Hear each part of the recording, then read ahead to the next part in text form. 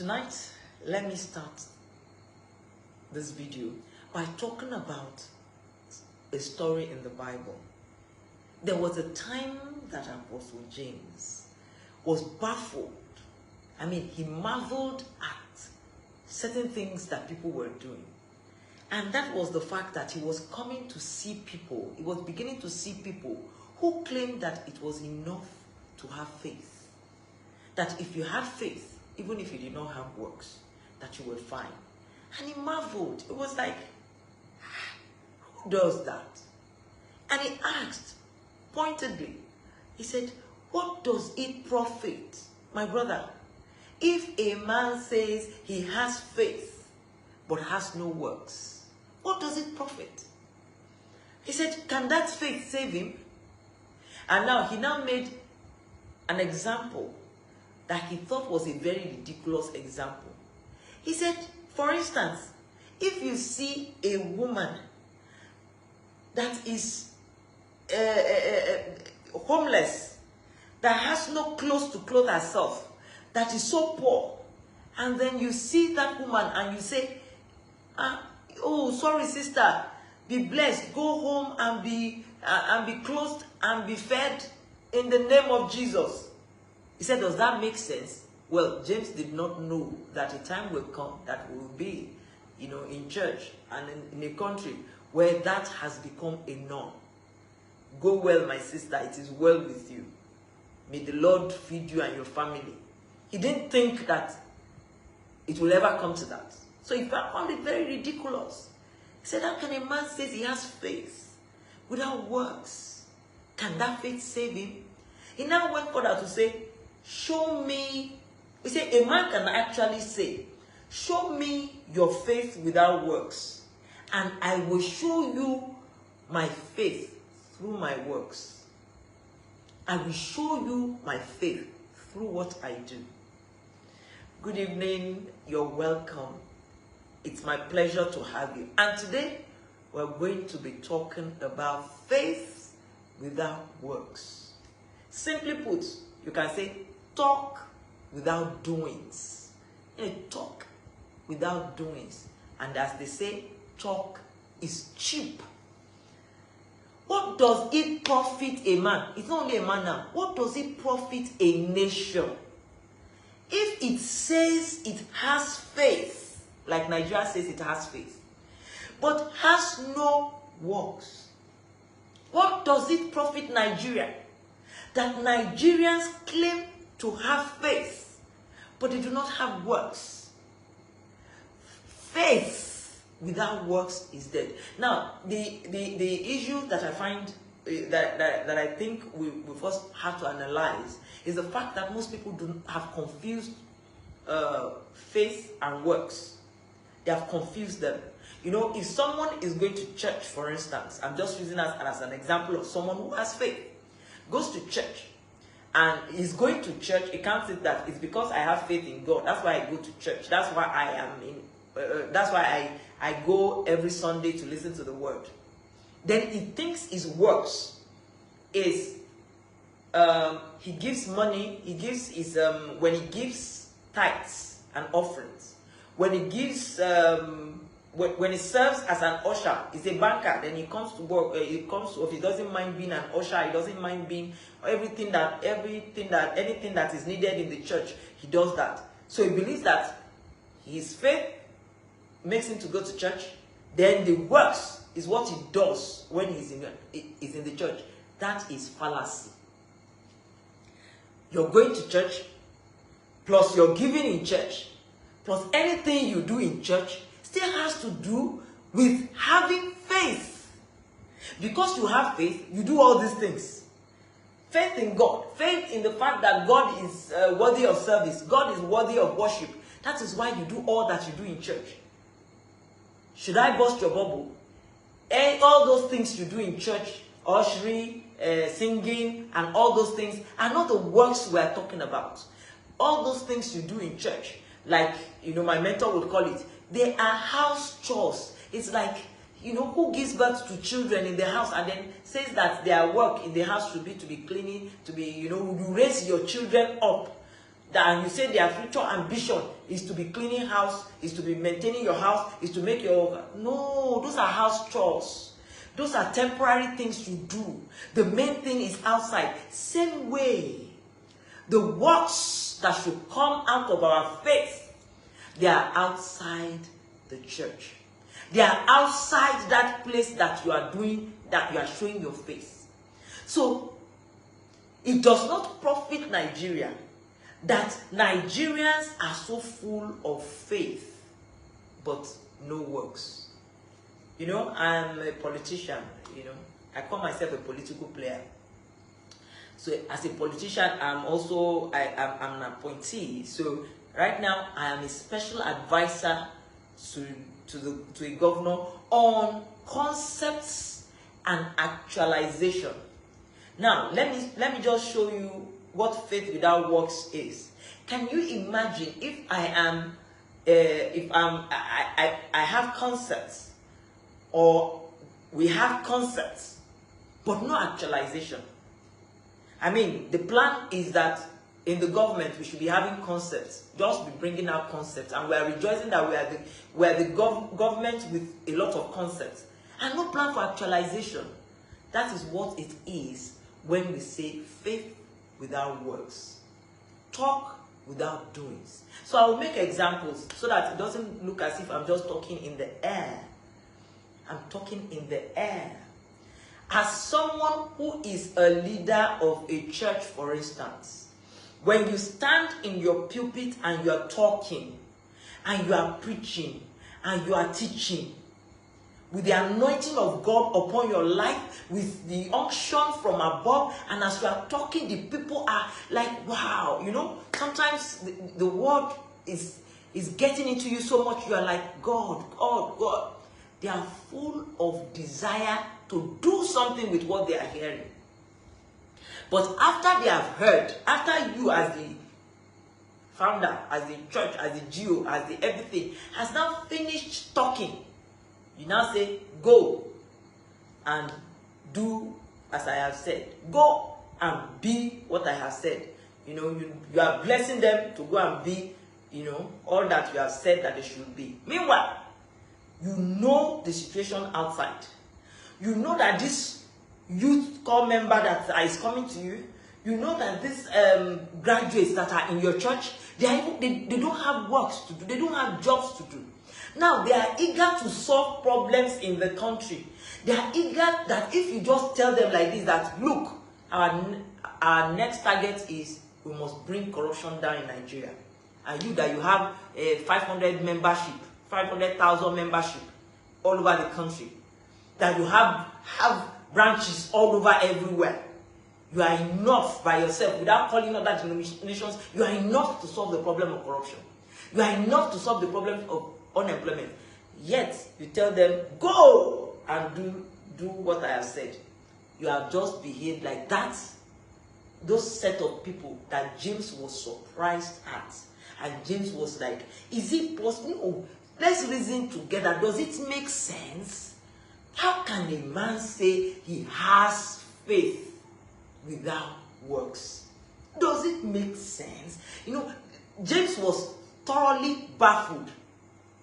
So also should we be baffled. So also should anyone who has been talking for 5 years, talking for 7 years, without taking the steps to make sure that that which he is saying, his people that he's talking to are able to do it. His people that he's preaching over are able to do it. That's why I talked a few days ago about mobilization, and I am still burdened to keep talking about it. It's not enough to tell people what to go and do. You must support them to do it. Now, I'll give a good example. You know, in the days of my father, my father would tell the stories of how he went to school. It was not easy. His parents did not have his father was dead, so his mom was just striving to, you know, to get by.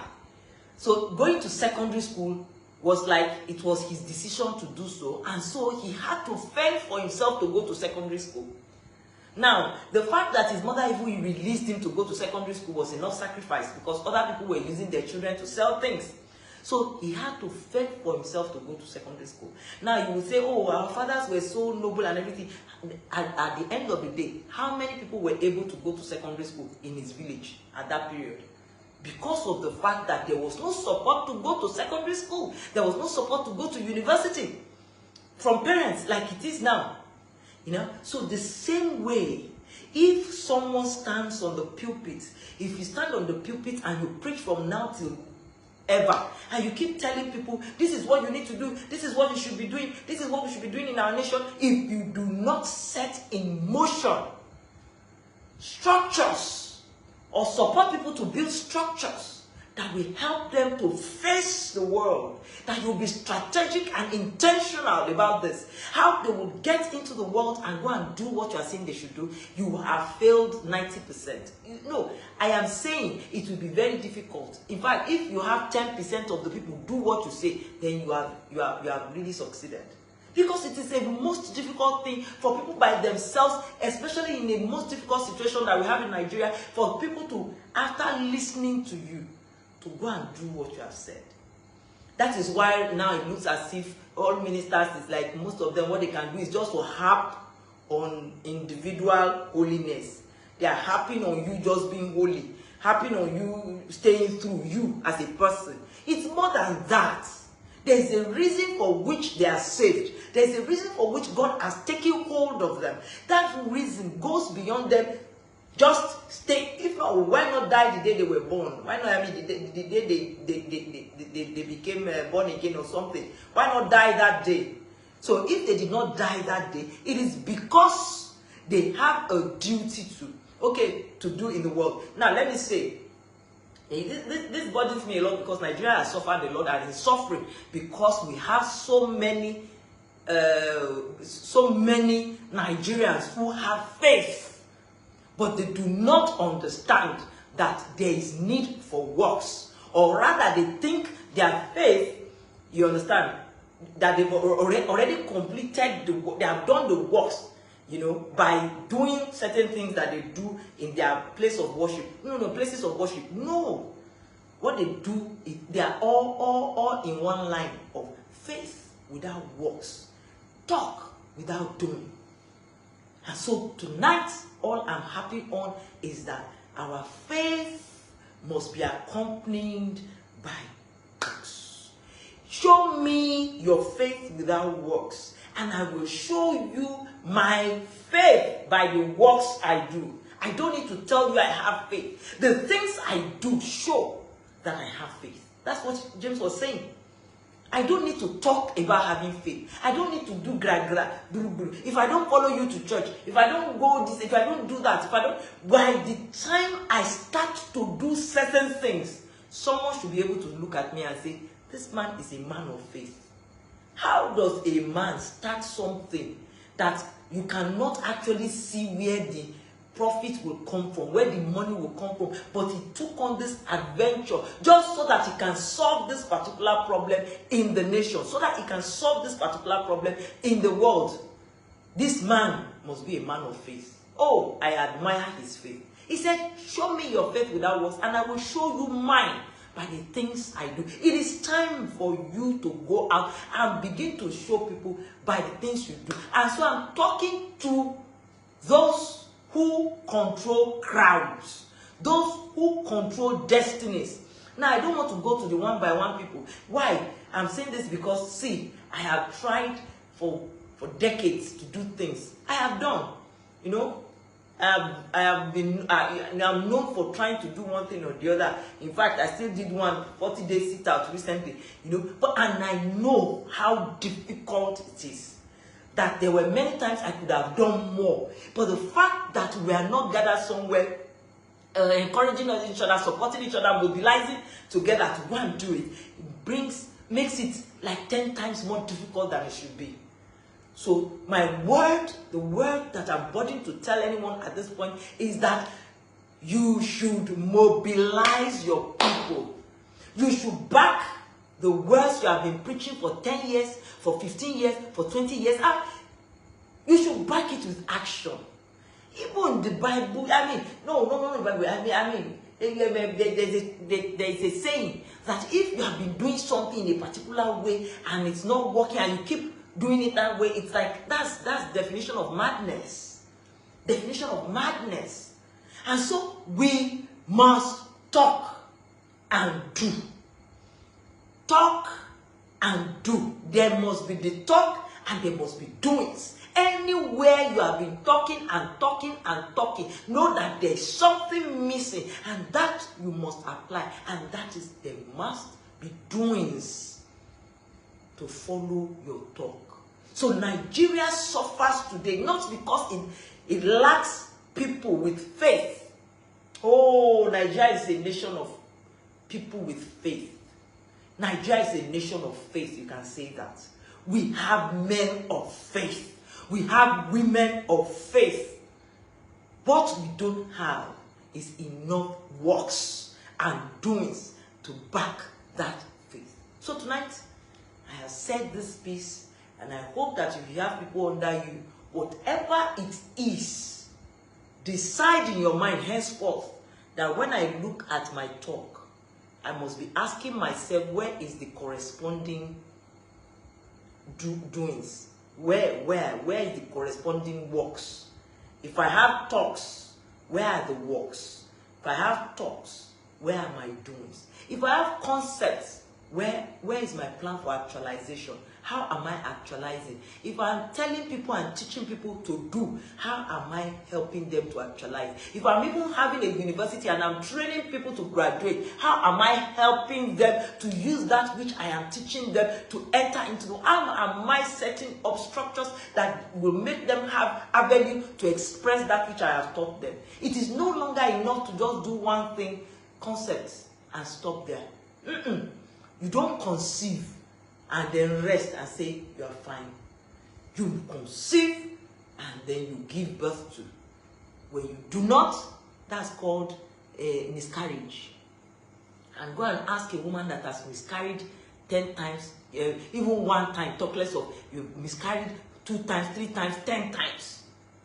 If you conceive, you must actualize. You conceive, you must give birth to. Talk and do. Concepts and actualization. Faith without works is dead. Faith without works cannot help anyone. So Nigeria needs men and women who will back their talk with doings from today. Thank you very much for being here. It's my pleasure. Again, I'll be here tomorrow to say something else that I believe you will gain from. Thank you very much. It's been my pleasure. It's been a privilege talking with you. And thanks for being there. I can't see the names right now, but I see them there. Thank you very much. Thank you and thank you. Meet you tomorrow at 8 p.m.